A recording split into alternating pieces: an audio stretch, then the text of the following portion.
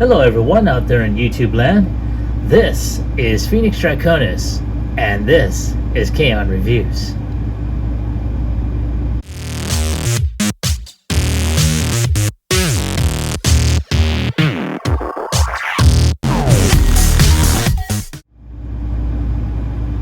Alright, now as you saw in the intro, today's video review is going to focus on Transformers Studio Series number 84, Ironhide, as he appears in Transformers Bumblebee. Now, as you can tell, he's got the basic, traditional box. He's got, a very large image of Ironhide, very imposing. In addition, you have the window, which it would normally be covered up in plastic, but as you can tell, Hasbro is doing that open window bit to reduce plastic. And I'm going to go ahead and zoom in on the figure itself, and as you can tell, very nice. Though I do see that it looks a little plain, but we'll go ahead and take a closer look at that before I really go ahead and trash its look on there. It's very much a remode and recolor of Ratchet with a different head sculpt. There might be more on there. Again, I haven't opened this package up.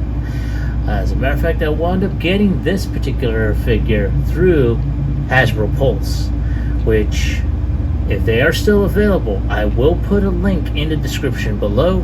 If not, I'll go to Big Bad Toy Store, and if they are available through them, I will again put a link in the description also. So we're gonna go ahead and take a look at the side now. As you can see, well, let me zoom out just a little bit more. There you go. As you can see, this is a deluxe class figure. You got a closer look at Ironhide, and you're gonna go ahead and turn around, and you will see that this is a full body shot, so you get a chance to see his everything from above his waist to below his waist as well. You get to see his thighs, his legs, the whole body basically. So very nice looking.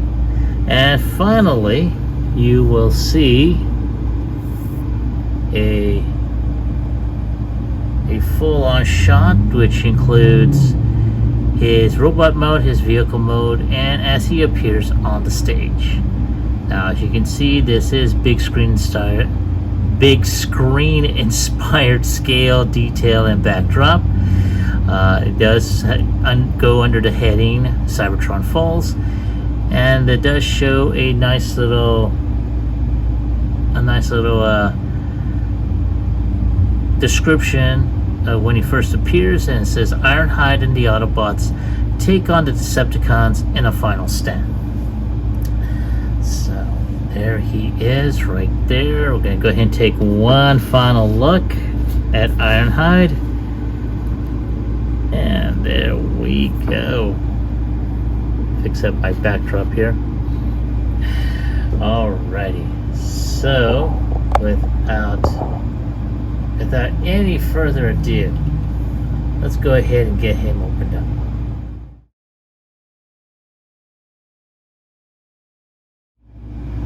And there he is, outside of his box and on display with his backdrop on there. So I do have to apologize for the glare, especially of the ring light. It's a different lighting source that I'm using. So we'll see how that's going to work out. But I have to say, this is very, very nice. I like the way the head sculpt is different. The weapon is not all that much different from all the other ones that we have seen with this particular line. So I may look into some third-party upgrades on this, for obvious reasons. In addition, we do see some gaps here. Definitely a major gap here on the forearm, and back here as well. So I know some of these gaps, especially here, are mostly due to transformation, but I don't know. We'll have to see. But as you can tell, this is very, very nice, and I do like the posability on this. As you can tell, I had them posed out earlier. So again, very nice. I do have to put that like so.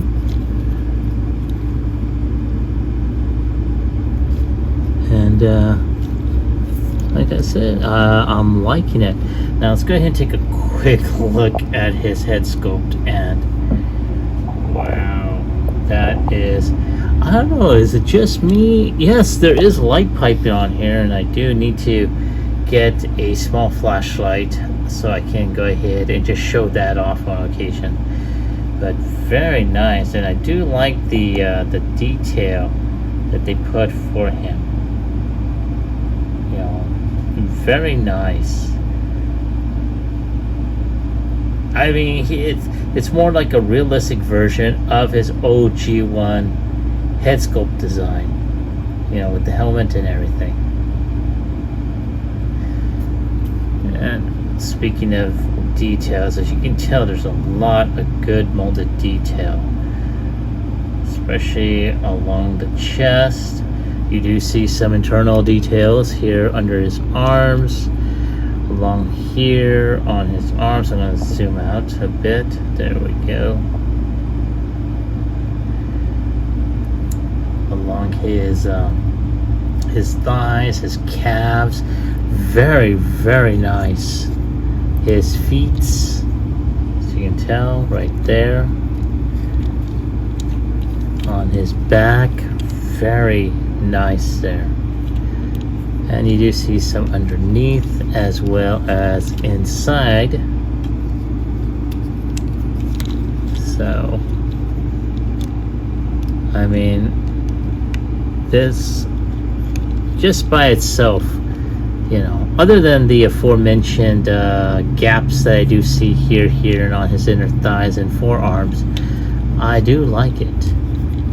Now, give me a moment to remove this particular backdrop, and now we're going to go ahead and work with just this backdrop.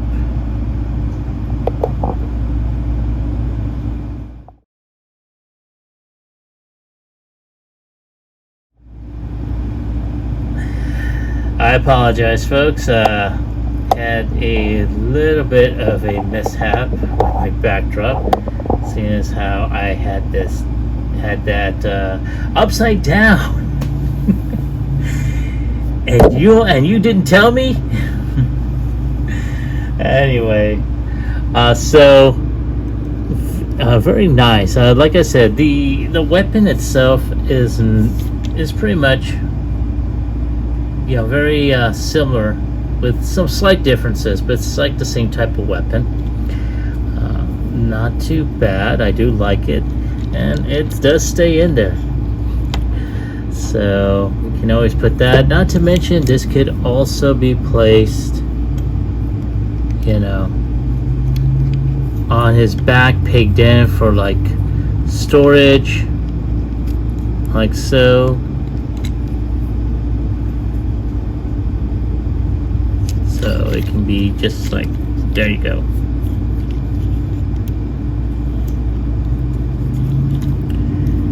Yeah, there we go. And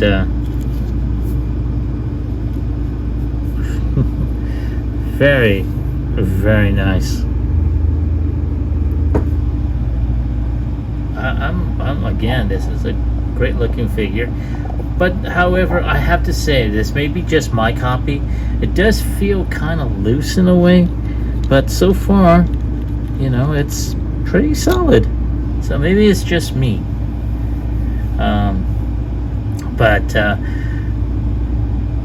You know, let's go ahead and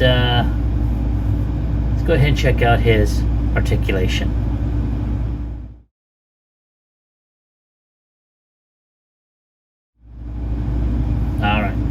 So one of the first things we're going to do is we're going to go ahead and do the test. The head can go at around 360 since this is on a ball joint.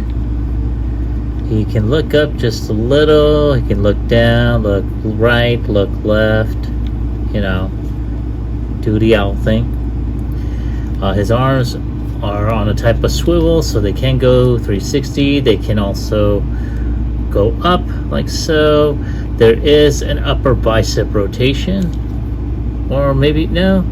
Yeah, I want to say upper bicep. It's more like an elbow rotation, but when you got that forearm, or I should say bicep there, so it just really depends. Now, unfortunately though, and I'm going to try and nope, I was right. Unfortunately, there is no wrist rotation, so he can bend in, but that's due to transformation there. He does have a waist swivel, which can go around 360. He can kick up. He does have about upper thigh rotation. He does have a knee bend, which can bend about close to 90 degrees. So he can kick up. He can kick back, which will allow him to kick his own back. His foot can arch back like so, but again, this could be due to transformation. He can kick up just a little bit, and he does have limited ankle tilt, but you can be able to put him in a type of white standing pose. So not too bad. Now, trying to make sure I'm not forgetting anything.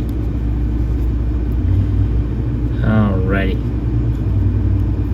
So give me a moment. I'm going to go ahead and just look over a couple of things in his instructions, and I'll be right back with transformation.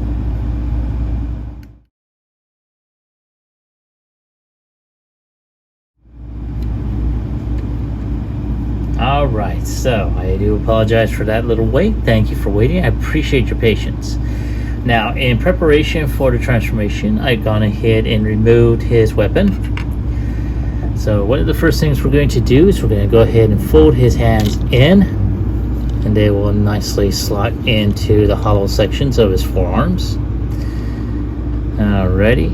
Now at this point, we're going to go ahead and turn him around, and we're going to open up his back section. Now at this point, we will go ahead and flip this section, or I should say not this section, but this top section, which is right here. That's going to flip up, and that is going to go ahead and flip out like so. Now, at which point we're going to go ahead and just pull this front section here like so.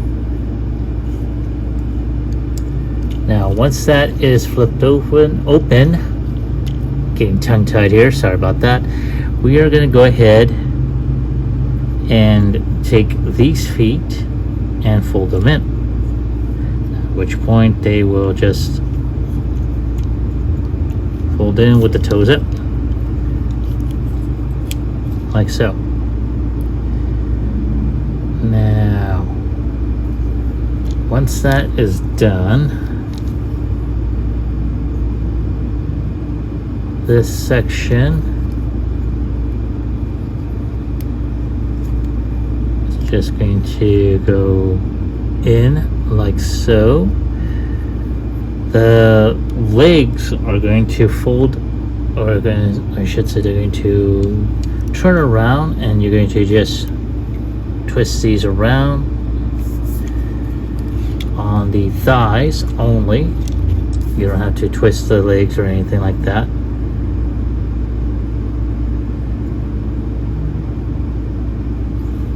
Now, at which point you're going to go ahead and fold the legs, or I should say put the legs up like so they're angled out like that. And then of course, and I'm going to try and zoom out just a bit so we can at least get a wider shot. So once that is done, I'm going to go ahead and twist the waist around, so that way the toes are now pointed down. Alright.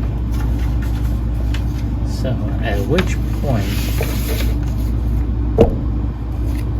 and give me a moment, I'm just going over some sections again.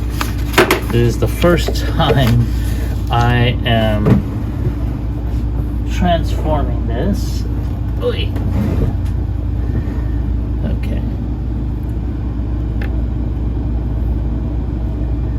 So now we're going to go ahead and fold the legs down like so, and they will snap in. There is a tab right here, and it's going to go into a slot right here underneath the foot. So once, well, actually,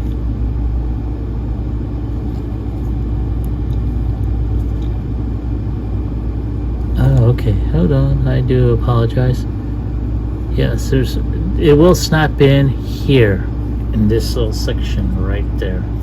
So once you put the feet in, boom, that will go right there. All right. Now that that is done,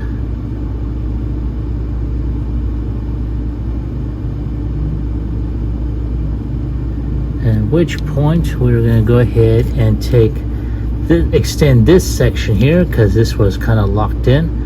So you're going to pull the front portion over, and that's just going to go ahead and snap right there. Now, before I snap that in, there is a tab here and here. They're going to go into these slots right here at the bottom of his shins, and then you just tab those in.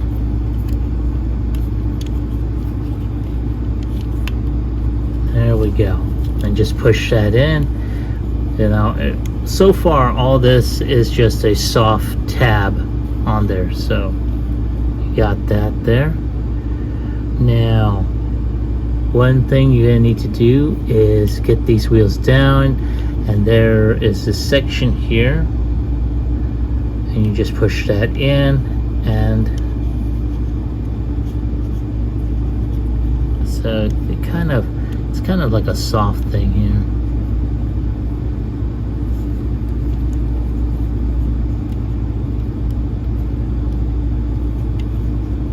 Okay, so there we go. It only has a stopping point at a certain area, so once that's there,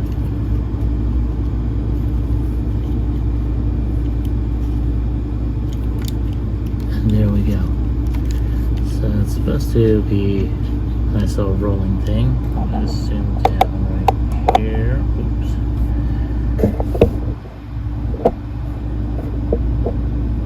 I do apologize. I'm just trying to get everything squared away. There we go. Okay, so once that section is there, this top portion will go ahead and snap down.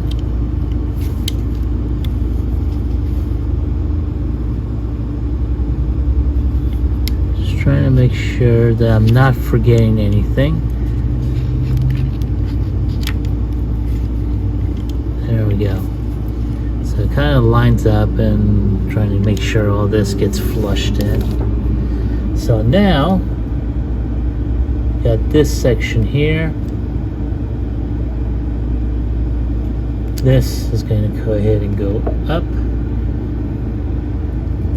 and down, like so.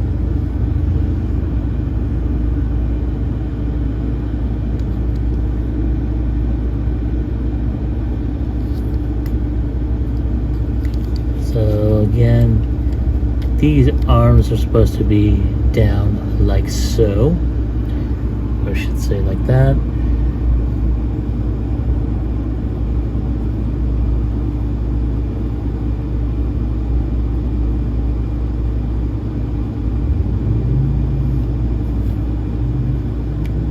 this point, this section is supposed to fold in like so. Now there is this tab right here that's going to go ahead and slide into this section right here. So we're just going to go ahead and slide that in.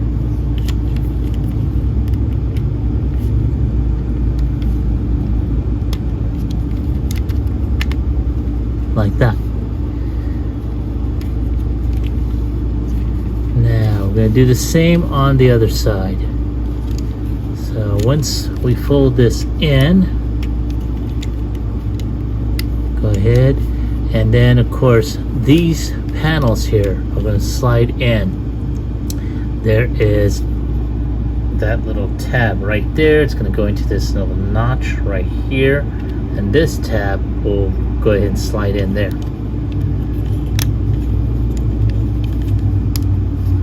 And we're going to do the same, just snap that in there. Now of course we got one other thing, and that's for the arms to fold in. Now there is a tab here, there's a slot, and there you are. That's great. So I'm going to try and zoom in so you can see exactly what I'm talking about. So this tab right here on the forearm is going to go into these slots inside. So you just go ahead, just snap those in there,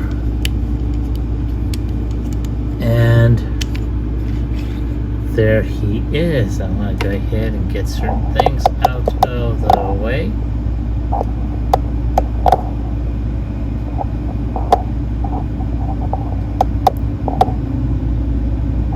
There he is, all transformed. Oop, I noticed we're getting something. We forgot his weapon.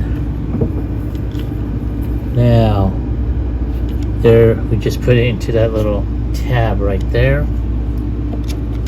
And there we go. He is now transformed, and he does roll very nicely. Doesn't seem to have any clearance issues, so that's a good thing. But I mean, all in all, he's a nice vehicle. Very much like his G1 appearance. I'll make sure that is flush there. Now, of course, I have to say he does look a little plain. So, I mean, I do recall that Toy Hacks does have labels for him already. So, perhaps over the next couple of weeks, I'm probably going to go ahead and get those labels as well. In addition, I have been on TF Safari, and they do have some upgrade kits to remedy the issues with the gaps, and possibly some weapons upgrades. So if I can go ahead and splurge, I will go ahead and do so and get that as well. But yeah, there he is. So give me a moment. I'm going to go ahead and get him back into robot mode. In addition, I'm going to go ahead and bring some of the other bots as well, and at that point, you know, I'll give you my final thoughts on the figure as well as my score.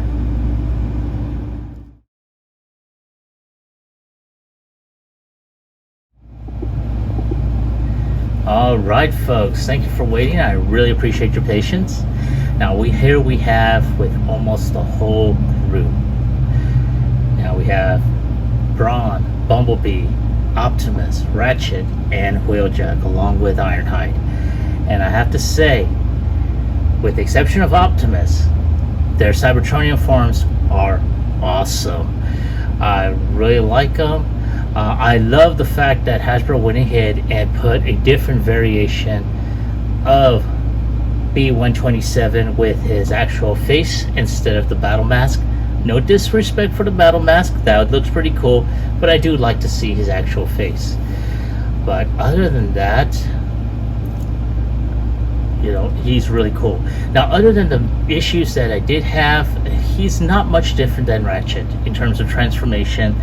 The body is pretty much the same, with the exception of his color scheme and the head sculpt. Now, granted, the head sculpt looks phenomenal. I mean, it is pretty awesome, and I like that they added light piping. I'm just sorry that I did not have a flashlight to showcase that, so perhaps next time.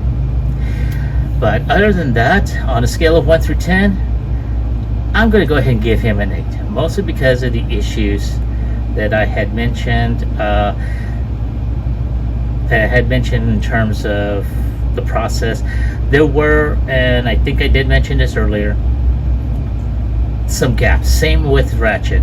So I will have to look into investing into a third party set to basically take care of the gap issues, and a couple of weapons upgrades. So when I get those, I'll be revisiting these figures again. So, but again, this is my personal opinion. Everyone else is different. However, I do want to hear from you. I want to hear your take on these figures. Were you able to pick the big man over here? And if you did, do you like him? Do you hate him? Leave me your comment in the comment section down below. Like, share, subscribe to my channel. Click onto the bell icon so you can be notified when I post up new videos. Once again, I'd like to thank you all for watching. This is Phoenix Draconis, and I will catch you all on the flip side. Peace.